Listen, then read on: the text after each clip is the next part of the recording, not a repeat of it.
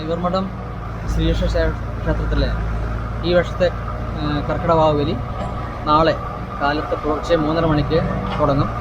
അപ്പോൾ ഏകദേശം 10 മണി വരോടുകൂടി ബലി ഉണ്ടാവും. അതിനുശേഷം അമ്പലത്തിൽ തിലോഹം കാര്യാദികളുണ്ട്. 15ഓളം കർമ്മികൾ ഇതിനു വേണ്ടി ഇവിടെ നിയോഗിച്ചിട്ടുണ്ട്. ബലികർമ്മങ്ങളും പിണ്ടകർമ്മങ്ങളും വേറെ സെപ്പറേറ്റ് ആയിട്ടാണ് ചെയ്യുന്നത്.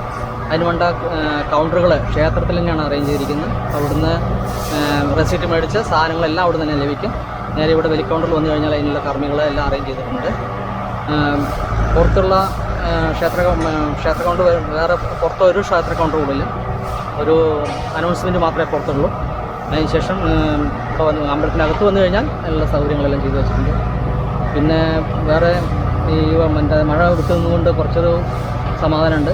ഈ വർഷം ഇപ്പോൾ JCB കൊണ്ട് കുറച്ച് പുല്ല് പുഴയിലത്തെ കാടെല്ലാം കളയാനുള്ള ഒരു സംവിധാനം നമുക്ക് ഇറിഗേഷൻ ഡിപ്പാർട്ട്മെൻറ്റ് വന്നിട്ടുണ്ട്.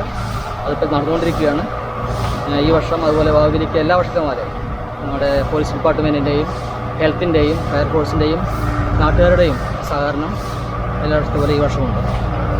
ഇപ്പോൾ എങ്ങനെ ഇവർക്ക് ഇപ്പോൾ രാവിലെ നമുക്ക് മുൻകൂട്ടി ബുക്ക് ചെയ്യാൻ ആ സൗകര്യമില്ല. രാവിലെ അവിടെ വരിക തന്നെ വേണം, വന്നിട്ട് വേണം ഇത് വാങ്ങിക്കാൻ അല്ലേ? ബലികർമ്മങ്ങൾ നേരിട്ട് ചെയ്യാൻ വേണം.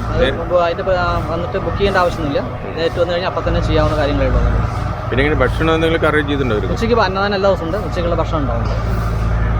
അത് 12 മണിക്ക് തുടങ്ങുന്നത്.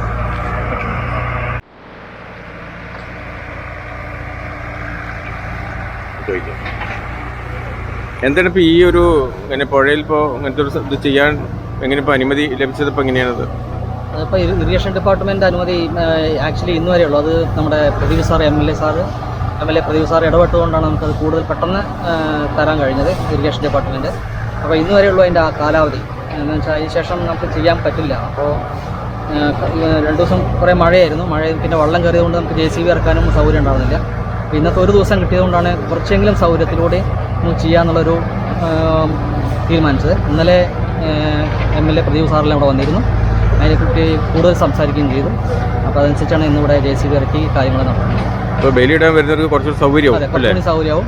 ദൂരേക്ക് പോകണ്ട, വെള്ളം ഈ കടൽ കൂടെ പോകാനുള്ള ഒരു സൗകര്യം ഒരുക്കുകയാണ് ഇപ്പോൾ ചെയ്യുന്നത്. ഏകദേശം ചെയ്യാൻ പറ്റുമോ നോക്കുന്നത്.